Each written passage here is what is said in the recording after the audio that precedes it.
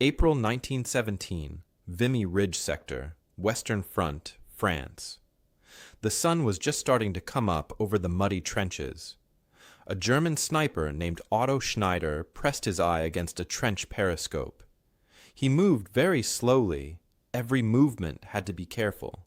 His hands were shaking, but not because of the cold morning air. Otto Schneider was afraid. He looked across the empty land between the German and Canadian trenches. It was about 200 yards of mud, broken trees, and shell holes filled with dirty water.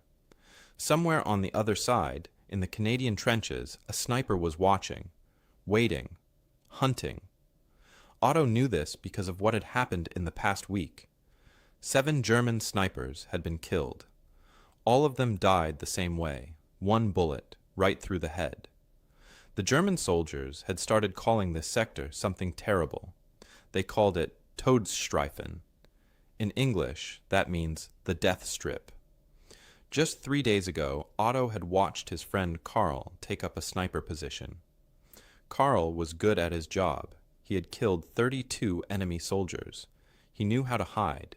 He knew how to stay safe. But Karl made one small mistake. He looked through his scope for just a few seconds too long.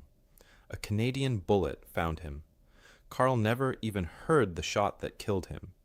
This is the story of why German snipers learned to fear the Canadian sectors more than any other place on the Western Front.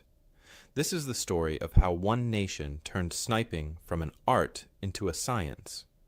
The Canadians hunted German snipers the way a farmer hunts foxes. They were patient. They were careful. They were deadly. By the spring of 1917, the war in Europe had been going on for almost 3 years. Millions of men sat in trenches that stretched from the ocean in Belgium all the way to Switzerland. The war had stopped moving. Both armies were stuck.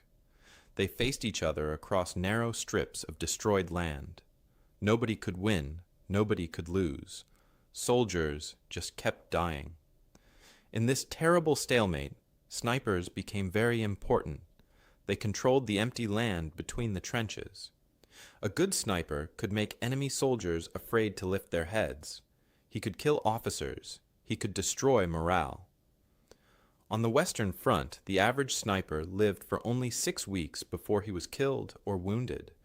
But something different was happening in the sectors held by Canadian soldiers. German snipers were dying 3 times faster there. Some German snipers died within their first week. The math was brutal and clear. Being a sniper opposite the Canadians was almost a death sentence. Between 1915 and 1918, Canadian snipers killed more than 3,000 German soldiers. That number was confirmed. The real number was probably much higher. German Army reports specifically warned new snipers about what they called the Canadian problem. German commanders knew which parts of the front line were held by Canadians. They dreaded sending their men there. One German officer was captured by British troops. In his diary, soldiers found something shocking. He had written, "We fear their snipers more than their artillery." Think about that. The Germans were more afraid of Canadian rifles than they were of the massive cannons that fired shells as big as trash cans. That tells you how deadly the Canadian snipers really were. Otto Schneider had read the warnings. He had heard the stories. Other German soldiers talked in whispers about the Canadians. They said the Canadians could see in the dark. They said the Canadians never missed. They said the Canadians kept notebooks where they wrote down every kill, like hunters tracking deer. Some of these stories sounded crazy, but Otto had seen the bodies. He had watched 7 of his fellow snipers die in 7 days. The stories didn't seem crazy anymore. He pulled back from the periscope and sat down in the muddy trench. His rifle sat next to him, clean and ready. But Otto didn't want to use it. Every time a German sniper fired at the Canadian lines, the Canadians found him. It might take an hour, it might take a day, but they always found him. And then that German sniper was dead. The other German soldiers in the trench were waking up now. They moved slowly, staying low. Everyone knew the rules. Don't stand up. Don't look over the trench wall. Don't make yourself a target. The Canadians were always watching. A young soldier named Friedrich crawled over to Otto. "Did you see anything?" he whispered. Otto shook his head. "I don't want to see anything. The more you look, the more they see you." Friedrich looked confused. "But you're a sniper. You're supposed to look. You're supposed to shoot." "Not at Canadians," Otto said quietly. "Not if you want to live." The sun was fully up now. Another day had started in the death strip. Somewhere across no man's land, the Canadian snipers were already at work. They had probably been watching since before dawn. They knew every inch of the German trenches. They had mapped every sandbag, every firing position, every place where a German soldier might show his face. Otto thought about the stories he had heard. The Canadians didn't just wait for targets. They hunted. They used teams of men who watched and recorded everything. They used tricks to make German snipers fire and give away their positions. Then they killed those German snipers with cold, patient skill. German high command had started pulling veteran snipers from other parts of the front line. They sent them to fight the Canadians. Those veteran snipers died too. Nothing seemed to work. The Canadians were just better at this deadly game. Otto looked at his rifle again. He thought about his wife back in Germany. He thought about his little daughter, who was only 3 years old. He wondered if he would ever see them again. He wondered how long he could survive in this sector where Canadian snipers ruled like invisible ghosts. The question haunted every German sniper on the Western Front. What made the Canadian approach to sniping so deadly that German commanders began requesting transfers away from Canadian-held sectors? What turned these soldiers from a quiet country into the most feared hunters on the battlefield? When Canada entered the First World War in August 1914, something unusual happened. The Canadian Army was made up of volunteers. These were not city boys who had never held a gun. Most of them came from farms and small towns across Canada. Many came from the wild forests and prairies of the frontier. They were hunters. They were trappers. They were men who knew how to track animals through the woods. They knew how to stay quiet and patient. They knew how to make a single shot count because bullets cost money, and you couldn't waste them when hunting for food. These skills seemed old-fashioned in 1914. The war was supposed to be about big armies and modern weapons. Nobody thought that hunting skills would matter much, but they were wrong. The Canadian soldiers arrived in France in early 1915. They were excited and ready to fight, but they quickly learned that war was not what they expected. The Germans had snipers who were very good at their jobs. These German snipers had excellent equipment. Their rifle scopes were made by a company called Zeiss. These scopes were the best in the world. The German snipers also had good training. They knew how to hide. They knew how to kill. In April 1915, the Canadians fought at a place called Ypres in Belgium. It was a terrible battle. The Germans used poison gas for the first time. Thousands of men died. But something else happened that the history books don't always mention. In just 2 weeks, 312 Canadian soldiers were shot by German snipers. That's more than 20 men killed or wounded every single day. The Canadians couldn't even lift their heads above the trench walls. One Canadian private wrote a letter home. He said, "You couldn't lift your head for 5 seconds without Jerry taking a shot." Jerry was what they called the Germans. The Canadian soldiers felt helpless. They were being picked off one by one. They couldn't see the German snipers. They couldn't fight back. But the Canadian commanders didn't just accept this.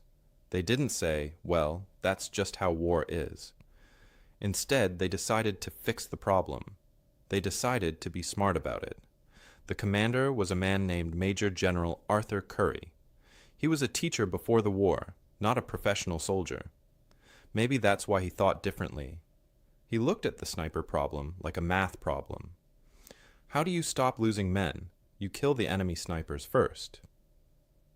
In the fall of 1915, the Canadians started building special schools behind the front lines. These schools taught men how to be snipers, but they taught something more than just shooting. They taught a whole system. A man named Major Hesketh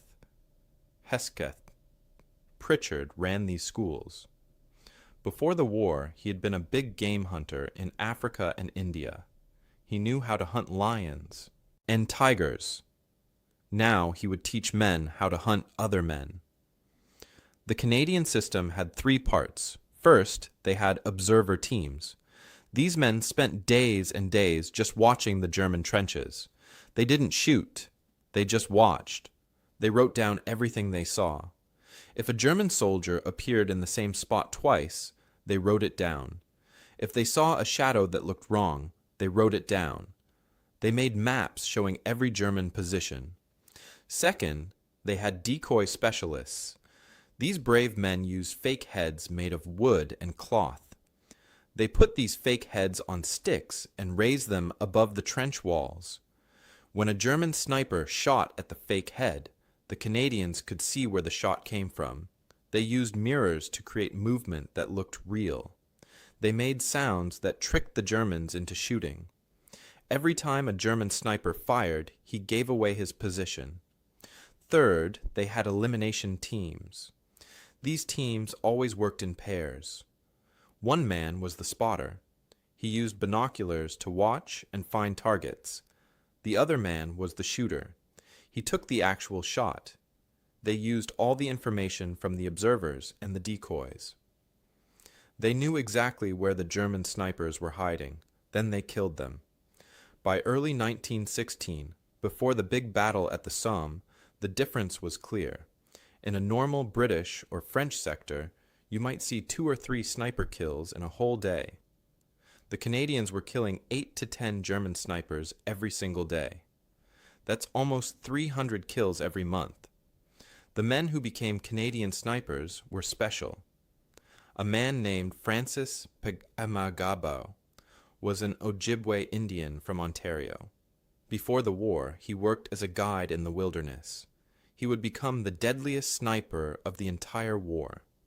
Another man named Henry Norwest was Métis, which means he had both European and Native American blood.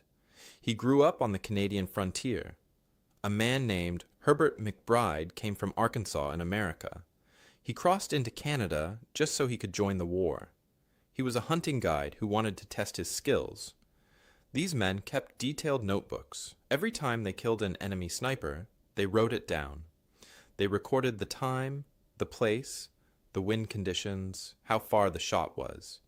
They treated killing like a science, not like luck. All of this information went to the division commanders. The commanders studied it. They looked for patterns. They could predict where German snipers would appear next. A British officer visited the Canadian trenches in 1916. He watched how the Canadians worked. He wrote in his report, "They hunt men the way a gamekeeper hunts foxes. They are systematic, patient, and scientific." He was right. The Canadians had turned warfare into something cold and calculated. They had brought the skills of the wilderness to the modern battlefield, and those skills were about to change the war. In 1915 and early 1916, German snipers felt almost like kings of the battlefield. They had the best equipment in the world, their rifle. Their scopes were made in Germany by the Zeiss company. These scopes let them see farther and clearer than anyone else. The German snipers also had better training than most Allied soldiers. They knew all the tricks. They knew how to build hiding spots that couldn't be seen. They knew how to wait for hours without moving. And in most places on the Western Front, they held the high ground. They could look down on the British and French trenches. A German sniper named Joseph Allerberger wrote about this time years later. He said that in early 1916, German snipers felt almost invincible when they were shooting at British and French targets. They could kill enemy soldiers almost whenever they wanted. The British and French tried to fight back, but they weren't very good at it yet. The Germans were winning the sniper war. But then something started to change. It started in February 1916. A German regiment from Bavaria took over a section of trenches near a town called Neuville-Saint-Vaast. These were good soldiers. They had fought in other battles. They thought this would be a normal rotation. They would spend a few weeks in the trenches, lose some men to artillery and raids, then rotate back for rest. That's how it usually worked. But these trenches were opposite the Canadian 2nd Division. Within 48 hours, 4 German snipers were dead. The German commanders were confused. What was happening? German snipers didn't die this fast. Within a week, 9 more German snipers were wounded or killed. 13 casualties in 1 week. That was impossible. That wasn't supposed to happen. One of those German snipers was a man named Lieutenant Klaus Weber. He was an officer and a very good sniper. He had killed 21 enemy soldiers. He knew what he was doing. When Weber arrived at this sector, he decided to be extra careful. He spent 3 days preparing his position. He worked only at night so nobody could see him. He built his firing hole very slowly, 1 sandbag at a time. He camouflaged it with mud and broken wood. He watched the Canadian trenches through a periscope. He learned their patterns. He saw where they moved. He picked out his killing zone. By March 1916, Weber felt ready. His position was perfect. Nobody could see it. He had a clear view of a section of Canadian trench about 180 yards away. That was an easy shot for a man of his skill. On the morning of his attack, Weber woke up before dawn. The air was cold and damp. Mist hung over no man's land like a blanket. The smell of mud and old explosives filled his nose. Far away, he could hear the rumble of artillery. But here, in this section, everything was quiet.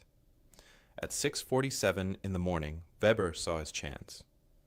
A Canadian soldier stood up to look over the trench, just for a moment, just long enough. Weber fired. The bullet hit the Canadian in the shoulder. Not a kill, but a solid hit. The Canadian fell back into his trench, wounded. Weber immediately moved to his second position, just like he had been trained. You never stay in one place after firing. That was the first rule. He felt good. His camouflage had worked. His shot had been clean. But then, 90 seconds after Weber's shot, something terrible happened. 3 Canadian bullets hit within inches of where Weber had been.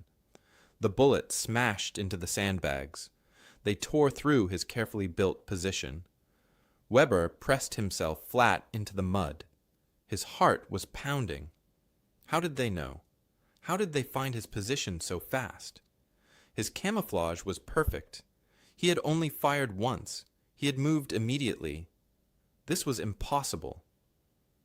What Weber didn't know was that the Canadians had been watching his section of trench for an entire week. They had mapped every single sandbag. They had noted every shadow. They had written down every tiny change. They had seen Weber working at night.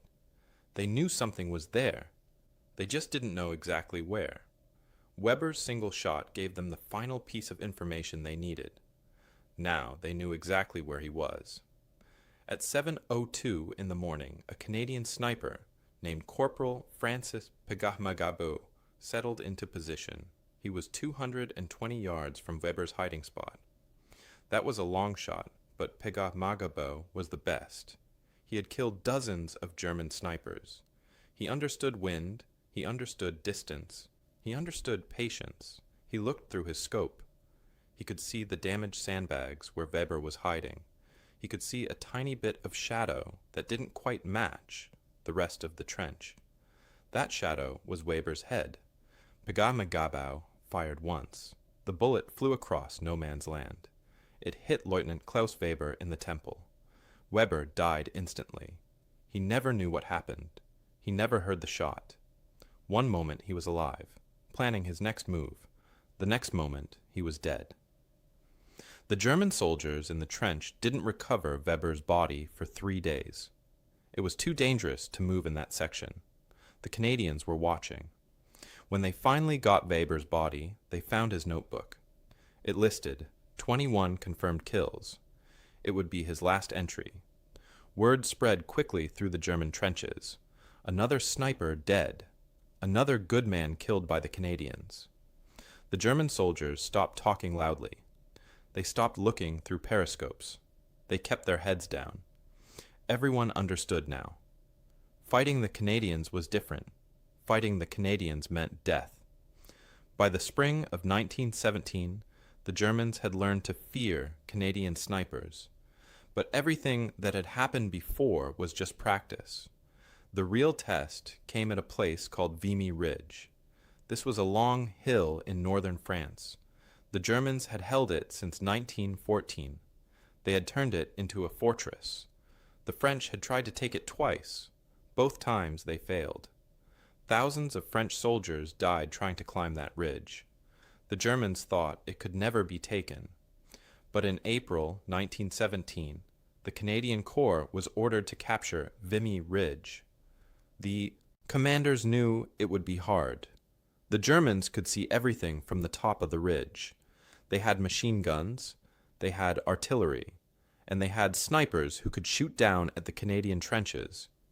If the Canadians tried to attack, those German snipers would kill hundreds of men before the battle even started.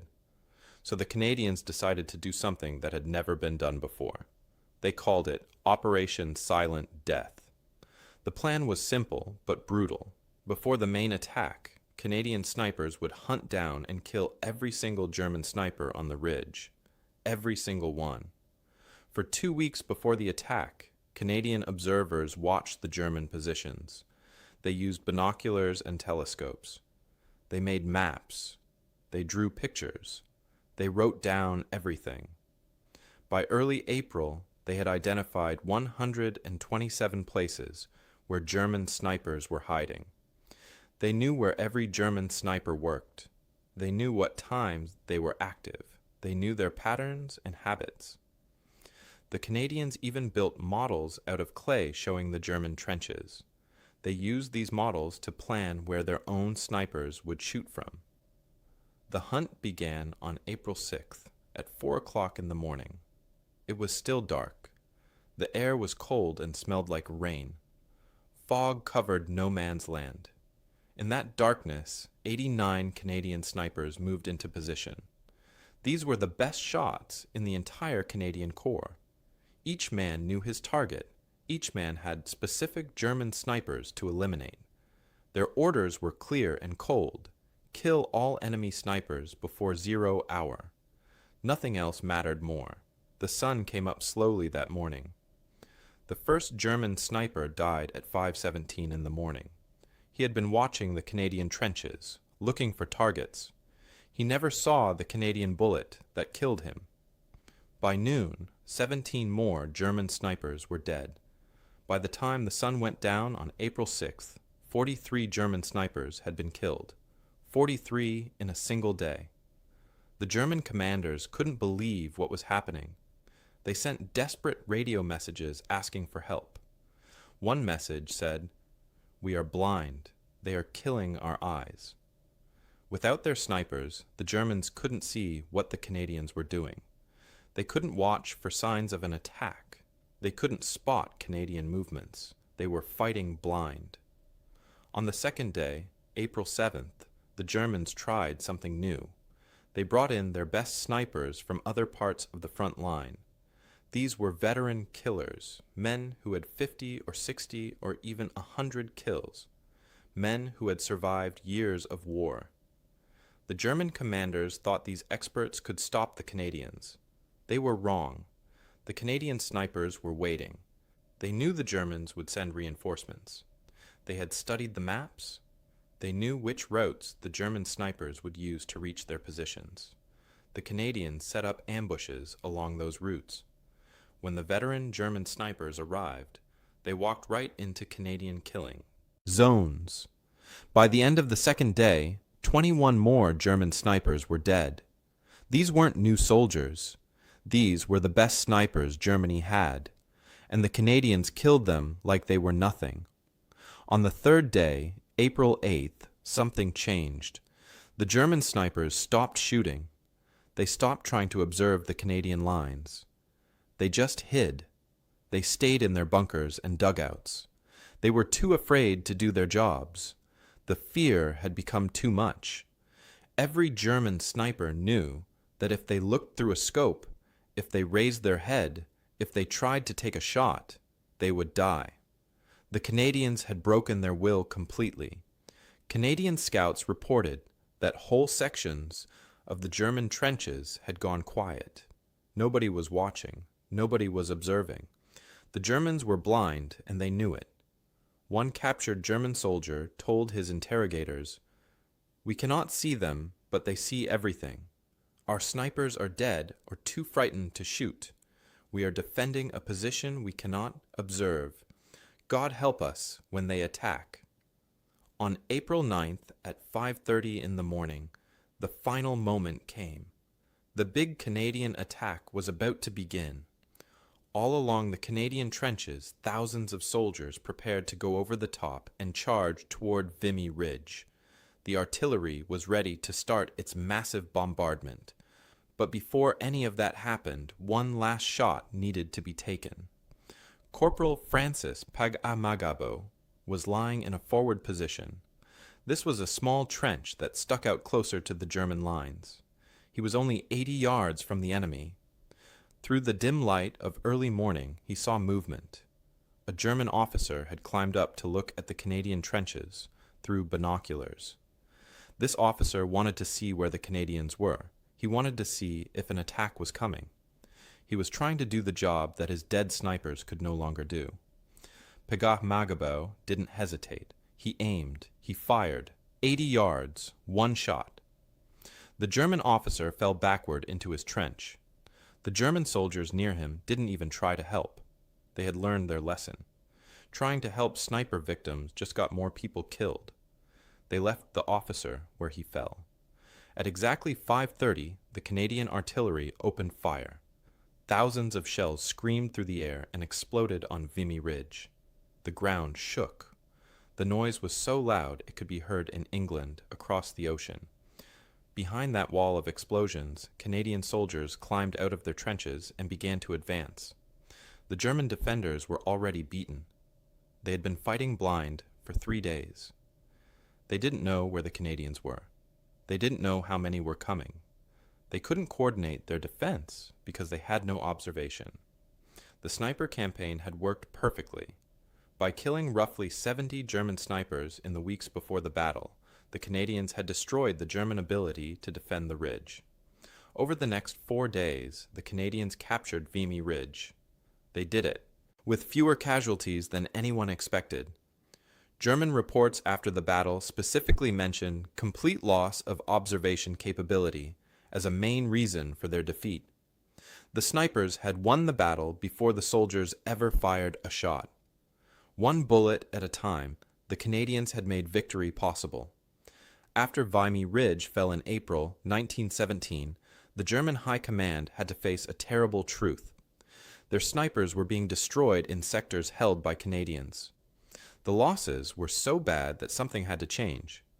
Within just a few days of Vimy, the German army group, Crown Prince, sent out an order. It was called Directive 47. The order said that German snipers were not allowed to shoot at Canadian positions unless a company commander gave them special permission first. Think about what that means. The Germans were so afraid of Canadian snipers that they told their own snipers to stop doing their jobs. The casualty rate was too high. The Germans couldn't afford to keep losing men this way. The human cost of the Vimy sniper campaign tells two very different stories. On the Canadian side, the numbers were surprisingly small. 12 Canadian snipers were killed during the entire Vimy period. 8 more were wounded. That's 20 casualties total. For a campaign that lasted weeks and involved nearly 90 snipers, those numbers were incredibly low. The Canadian system worked.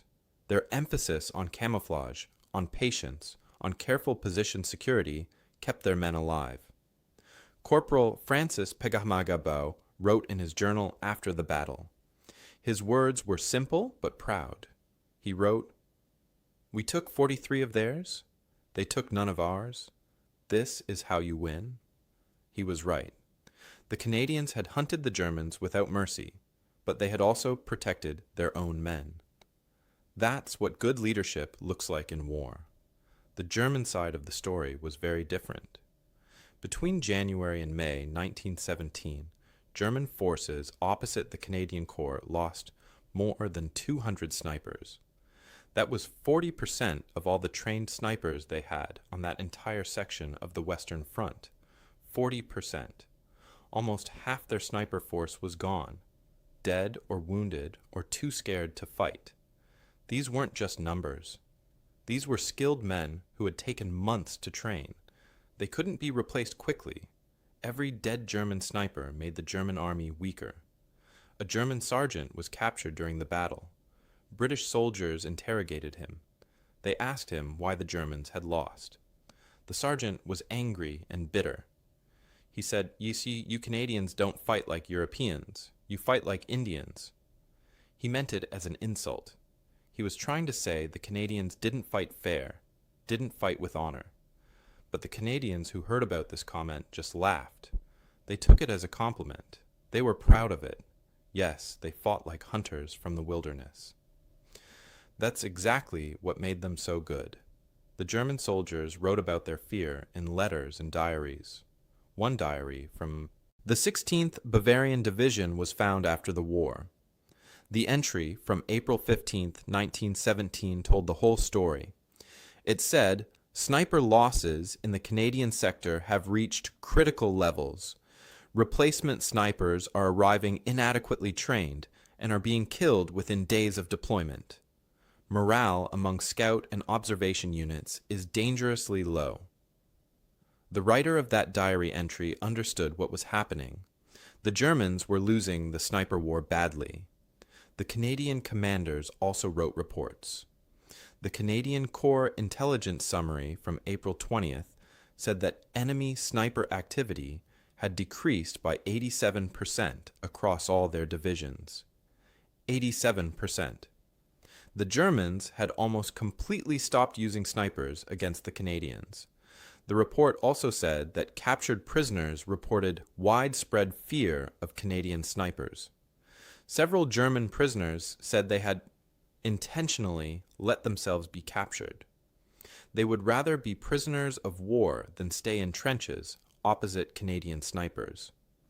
Being a prisoner was safer than being a soldier facing the Canadians. Even the British noticed what the Canadians had done. The British War Office wrote a report in May 1917. It said, "The Canadian approach to counter-sniper operations represents the most effective doctrine observed on the Western Front. Recommend adoption of Canadian methods across all BEF divisions." That was high praise.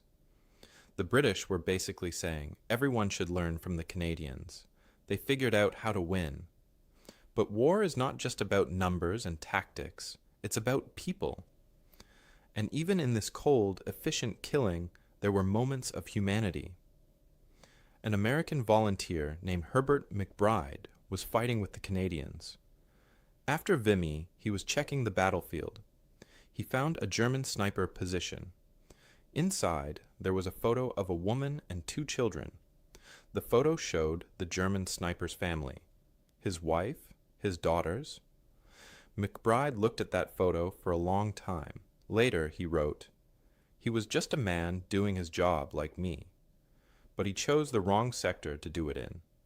I felt sorry for his family, but not sorry enough to stop." Another German soldier named Heinrich Becker survived the war. Many years later, he told his story. He said, "I was a machine gunner, not a sniper, thank God. I watched 3 of my comrades die with single shots to the head, all from the Canadian lines. We stopped looking through periscopes. We stopped observing. We just kept our heads down and prayed the Canadians wouldn't attack. You can hear the fear in his words even years after the war ended.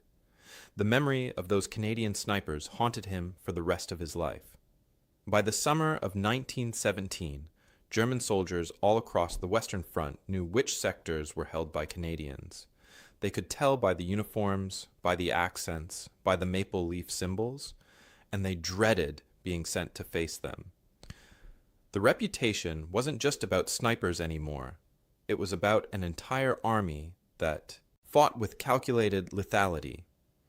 The Canadians had proven something important. They had shown that discipline, training, and smart tactics could beat even the best equipment and the strongest positions.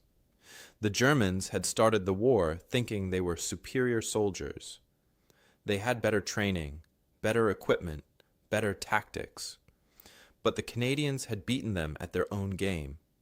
They had taken the Germans' own weapon, the sniper, and used it better than the Germans ever could. And now the entire German army knew it. Fear spread from sector to sector. The word Canadian became something that made German soldiers nervous. That fear, built one careful shot at a time, would last for the rest of the war. The systematic killing of German snipers in Canadian sectors did more than just win battles. It changed the entire war in ways that nobody expected. When you kill a sniper, you don't just remove one soldier from the battlefield. You remove the eyes of an entire army. And that's what happened to the Germans in 1917 and 1918. Without their snipers, German commanders lost something critical. They lost real-time intelligence. They couldn't see what the Canadians were doing anymore. They couldn't watch Canadian trenches for signs of an attack. They couldn't count how many soldiers were moving. They couldn't spot where the Canadians were weak or strong. In war, information is power. The Germans had lost their power to see, and that made everything harder for them. This blindness helped the Canadians win battle after battle. At Hill 70 in August 1917, the Canadians attacked German positions. The Germans were surprised by where the attack came. They were surprised by how strong it was. They couldn't respond quickly because they hadn't seen it coming. The same thing happened at Passchendaele in October and November 1917. The Canadians attacked through terrible mud and rain. The Germans should have been able to defend better. But without their snipers watching, they were always one step behind. The German defensive system depended on aggressive observation. Their doctrine said that soldiers should constantly watch the enemy trenches. They should harass enemy soldiers. They should make the enemy afraid to move. But in Canadian sectors, the Germans couldn't do any of this. It was too dangerous. Any German soldier who looked over the trench wall risked getting shot in the head. So German soldiers became passive. They stopped watching. They stopped harassing. They just hid and hoped the Canadians wouldn't attack. That's not how you win a war. The sniper problem also drained German resources. The German high command had to pull veteran snipers from other parts of the Western Front. They needed to send these experienced men to fight the Canadians, but when they did this, it created gaps in other sectors. British and French forces noticed that German sniping in their areas got worse. There were fewer German snipers watching them.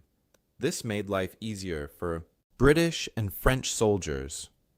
By forcing the Germans to concentrate snipers against the Canadians were actually helping their allies without even knowing it. The Canadian method started to spread to other armies. By late 1917, the British adopted Canadian sniper training techniques. They sent British officers to Canadian sniper schools to learn. The British realized that the old way of doing things wasn't working. The Canadians had figured out something better, something more effective. When American soldiers arrived in France in 1918, they specifically asked for Canadian instructors. The Americans wanted to learn from the best. Major Hesketh Pritchard, the man who had built the Canadian sniper system, became famous. His methods became the standard for all Allied forces. The Germans tried to adapt and fight back. They issued special steel face shields to their snipers. These shields were supposed to protect against bullets, but they were heavy and uncomfortable. They reduced visibility. A sniper wearing one of these shields couldn't see as well or move as quickly. The shields made German snipers less effective, which was exactly the opposite of what the Germans wanted. The Germans also changed their tactics. They ordered snipers to work in groups of 3 instead of alone or in pairs. The idea was that 3 men could protect each other better, but this didn't work either. 3 snipers in one place just meant 3 targets for the Canadians to hunt, and when the Canadians found them, all 3 died instead of just 1. The Germans also started emphasizing camouflage over actually shooting. They told their snipers to hide first and shoot second. This kept more German snipers alive, but it also meant they weren't doing their jobs. A sniper who's too afraid to shoot isn't really a sniper anymore. None of these German adaptations worked against the Canadian systematic hunting methods. The Canadians were just too organized, too patient, too skilled. They had turned sniping into a science.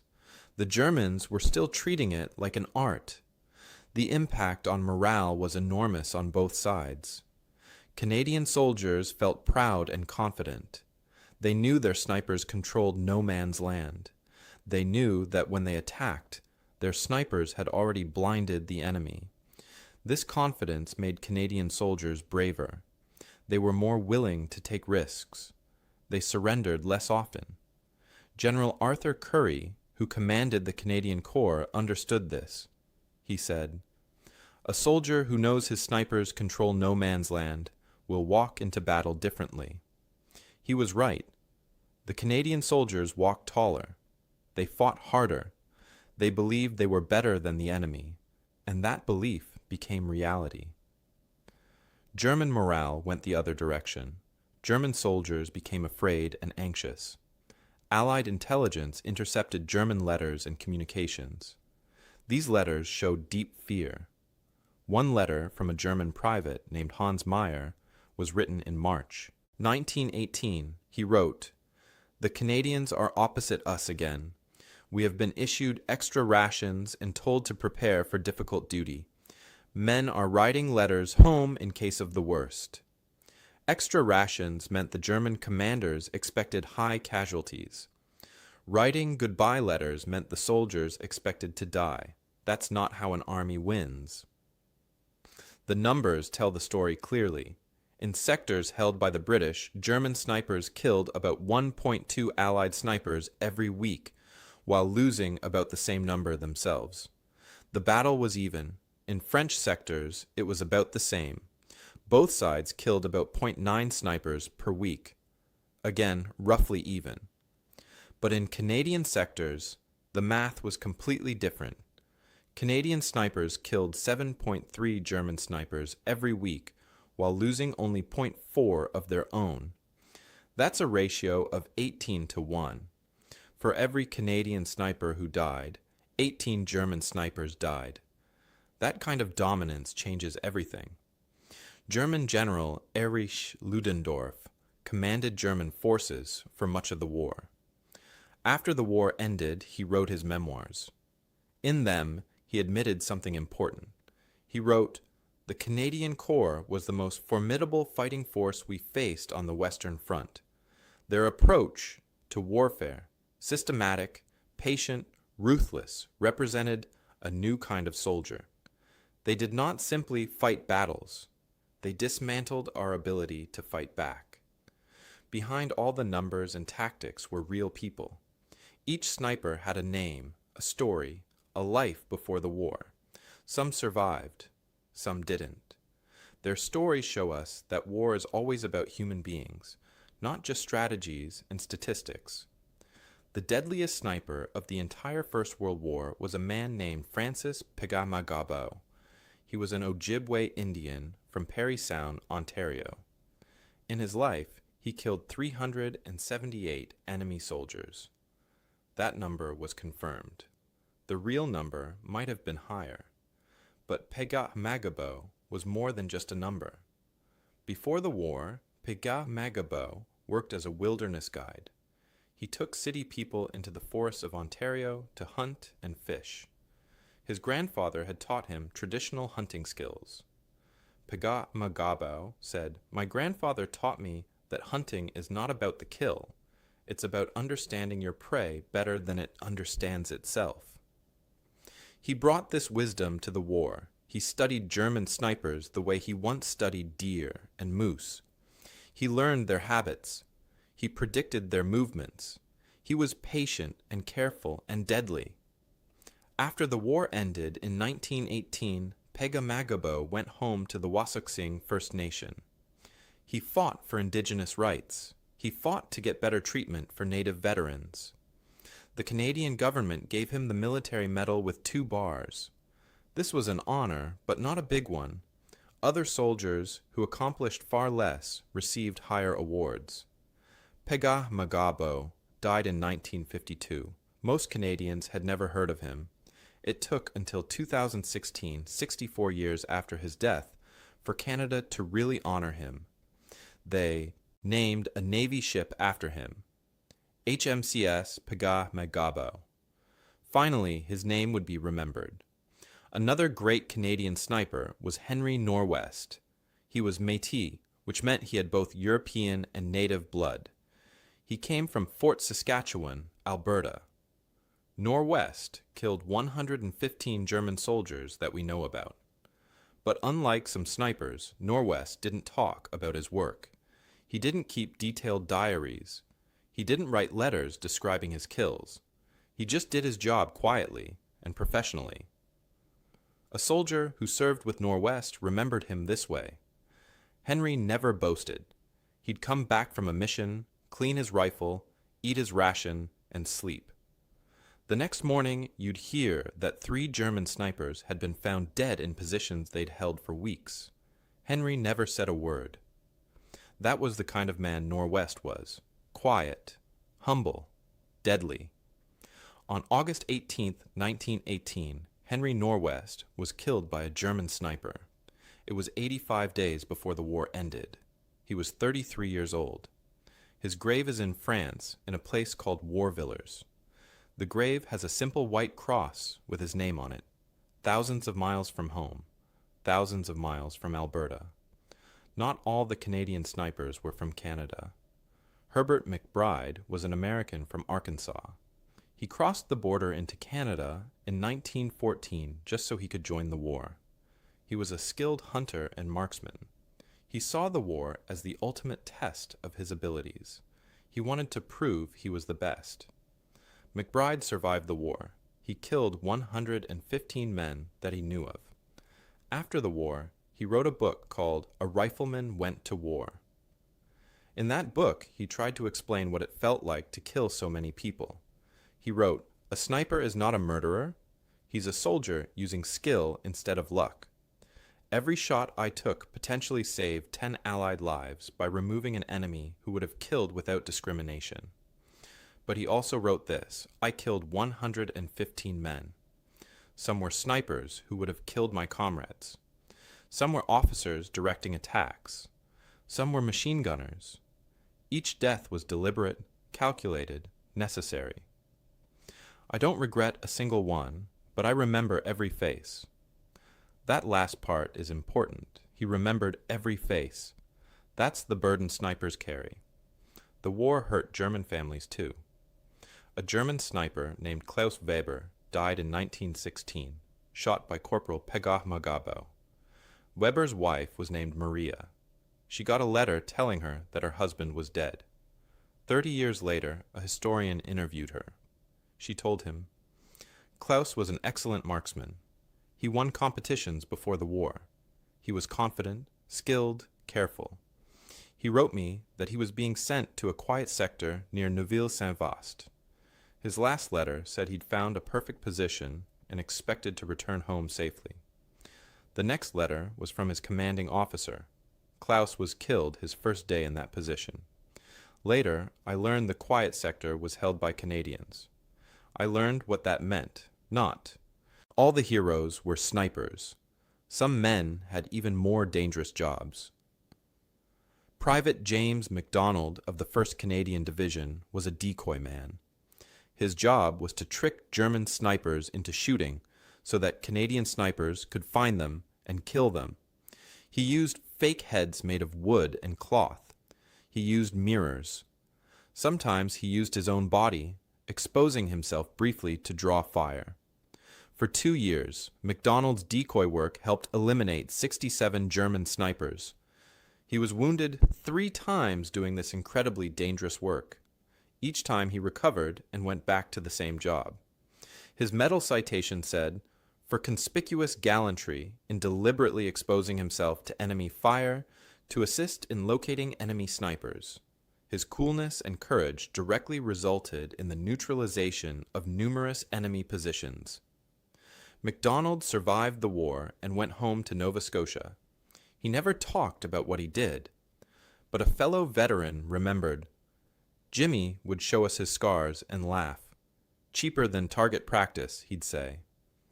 But I saw his hands shake whenever there was a loud noise. The war stayed with him forever. Even civilians became part of the story. A woman named Marie Lefebvre owned a farm near Neuville-Saint-Vaast. Her house was destroyed.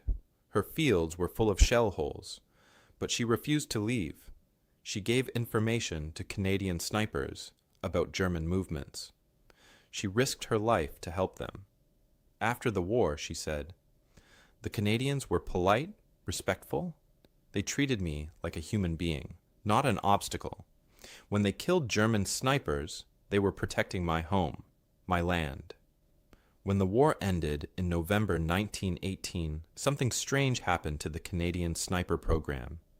It disappeared almost overnight. By 1919, the schools were closed. The training manuals were put away. The systematic record-keeping stopped. All that careful organization and all those hard-won lessons seemed to vanish like smoke. The veterans came home, and most of them never talked about what they had done. Society didn't want to hear about killing. People wanted to forget the war and move on with their lives. For many of the snipers, coming home was harder than fighting. Francis Pagahma-Gabo returned to the Wasauksing First Nation. He had killed more enemy soldiers than any other sniper in the entire war. But he came home to poverty and discrimination. Native veterans were treated badly by the Canadian government. They didn't get the same benefits as white soldiers. Pagahma-Gabo spent the rest of his life fighting for indigenous rights and veteran recognition. He received the military medal with 2 bars, but that was all. Other men who had done far less received higher honors. He died in 1952, mostly forgotten by the country he had served so well. Henry Norwest never made it home. He was killed 85 days before the war ended. He was buried in France, thousands of miles from Alberta. His grave sits among thousands of other white crosses. His story was almost lost to history. But the German military never forgot what the Canadians had done. German officers after the war studied Canadian sniper methods carefully. They wrote reports. They analyzed what went wrong. When Germany rebuilt its military in the 1930s, they used lessons learned from fighting Canadian snipers. In the Second World War, German snipers were much better trained than they had been in the First World War. But even then, they never achieved the same systematic effectiveness that the Canadians had shown. The memory of Vimy Ridge became important to Canada. In 1936, Canada built a massive memorial on the ridge. It stands on the same ground that Canadian snipers helped capture in April 1917. The memorial is huge, made of white stone, with 2 towers reaching toward the sky. It honors 11,285 Canadian soldiers who were killed in France and have no known grave. Some of those names belong to snipers. The memorial doesn't specifically mention the sniper campaign, but without those snipers, Vimy Ridge might never have been captured. It took a long time for Canada to properly honor Francis Pegamagabo. In 2003, 51 years after his death, he was inducted into Canada's Aboriginal Veterans Honor Roll. In 2016, the Canadian Navy commissioned a new ship. They named it HMCS Pegamagabo. Finally, his name would sail the oceans. Finally, people would ask who he was and learn his story. The Canadian War Museum in Ottawa has a permanent exhibit about First World War snipers. You can see their rifles there. You can see their logbooks with careful handwriting recording each kill. You can see their personal items. One display case shows something chilling. It's a German sniper scope with a bullet hole through the lens.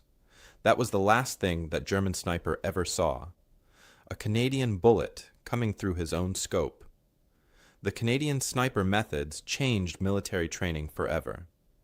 In the Second World War, Soviet snipers studied Canadian First World War tactics. The famous American Marine Corps Scout Sniper program was built on Canadian ideas. Even today, modern military sniper schools around the world teach methods that came from those Canadian hunters in 1915. The paired spotter-shooter team that every military uses now, that was a Canadian innovation. The detailed record-keeping and systematic observation, Canadian. The emphasis on patience over aggression, Canadian. German-Canadian relations after the First World War were complicated. German veterans privately admitted that Canadian forces had been their most difficult opponents. In 1932, a German veterans magazine published an article called Der Kanadische Geist, which means the Canadian spirit. The article tried to explain why Canadians had been so effective. The conclusion was they fought as individuals within a disciplined structure. Each man was a thinking, acting weapon, not merely a cog in a machine. The Canadian sniper's success helped build Canada's national identity. Before the First World War, Canada was seen as just a colony of Britain, but Canadian soldiers proved they could fight as well as or better than any army in the world. Vimy Ridge became a symbol of Canadian capability and independence.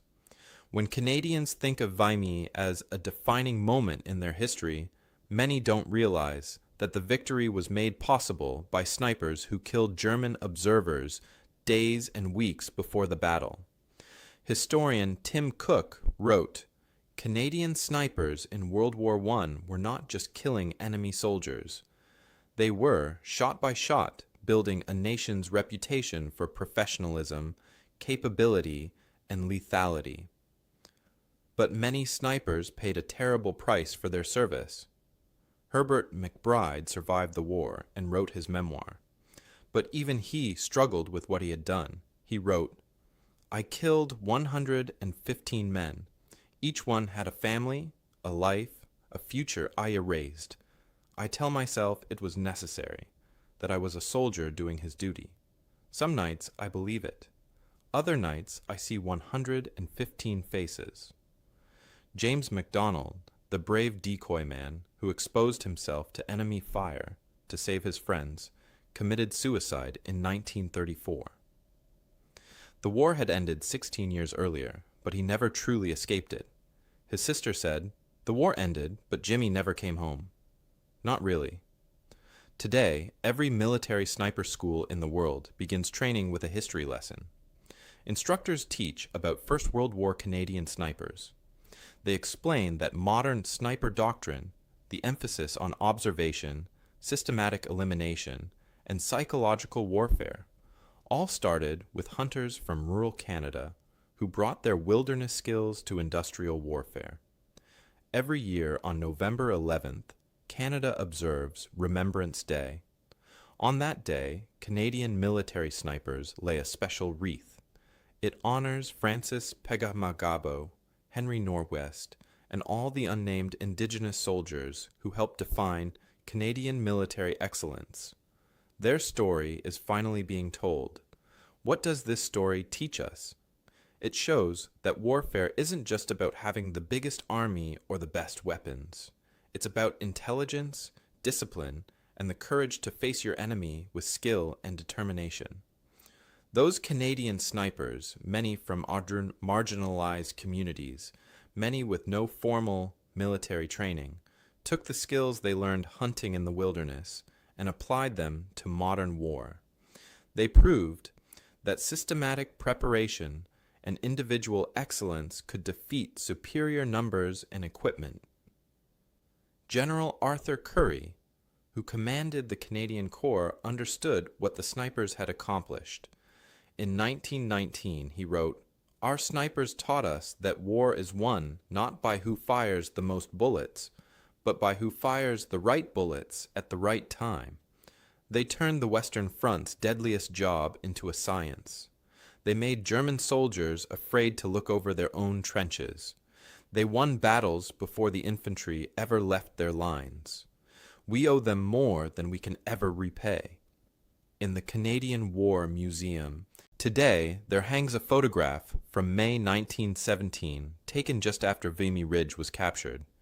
It shows a Canadian sniper team silhouetted against the dawn light. One man holds binoculars. The other holds a Ross rifle. Behind them, no man's land stretches empty and quiet. The Germans are there somewhere, but they're not visible. They're keeping their heads down. They're staying hidden. They're staying alive. The Canadians own the battlefield, one careful shot at a time. That photograph captures everything. A small group of patient, skilled hunters who taught an empire to fear them.